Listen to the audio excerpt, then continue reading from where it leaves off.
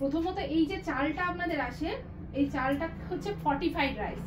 এই fortified rice মানে কিছু জানেন স্যার? জানেন ভিটামিন চাল, সহজ কথায় যেটা। হ্যাঁ, ভিটামিন চাল সহজ কথায় বলবো, স্যার বললেন সেই সহজ কথায় আপনাকে বলবো। হ্যাঁ, এই চালটা সাধারণ চাল নয়।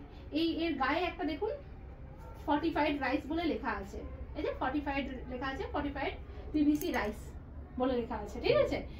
এই চালটা স্পেশালি আপনাদের স্কুলের বাচ্চাদের জন্য এবং আইসিডিএস এর বাচ্চাদের জন্য প্রত্যেক জায়গায় আসে, কারণ এই চালের মধ্যে একটা আর্টিফিশিয়ালি ভাবে ভিটামিন চাল ইনক্লুডেড করা থাকে।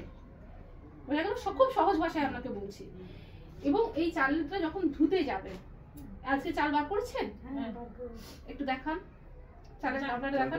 ঢালিয়ে দিচ্ছি, মানে ভাতে রেখে ঢেলে দিয়েছেন, আচ্ছা ঠিক আছে।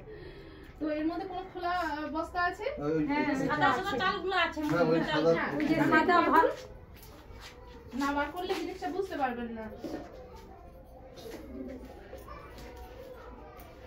আগে আগে প্রথমে যখন দেখতাম ওই চাল হয়তো প্লাস্টিক চাল পালিশ করে আর কিংবা পোকা চাল এই হিসেবে আপনারা ফেলে দিতেন আর কি। পোকা চাল বা প্লাস্টিক চাল বলতে ওই যখন চাল প্লাস্টিক চাল এটাকে বলা হয়। এই যে এর মধ্যে এই যে দেখুন, দেখতে পাচ্ছেন এই যে সাদা চালটা, দিদি হাতের দিকে একটু জাস্ট একটু সাদা সাদা আছে, এটা কম সাদা। হাতের হাতটা এটা ফোকাস করুন, একটু দেখিয়ে দিই সবাইকে। এই যে চালটা, এই চালের মধ্যে এই যে চালটি দেখতে পাচ্ছেন, হ্যাঁ, এই চালটা কিন্তু এই চালের রং নয়। এই চালটা হচ্ছে আমার ফর্টিফাইড রাইস, যেটা ধুতে যাওয়ার সময় দেখবেন কখনো কখনো ভেসে যায়, ফেপসে যায়, ঠিক আছে?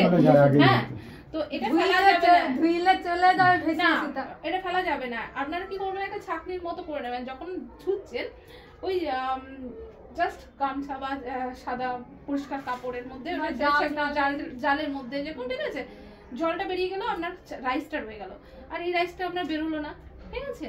তাহলে আপনার কি হলো, পুষ্টির চালটা যেটা থাকলো সেটা রয়ে গেল, এবং এটা আপনার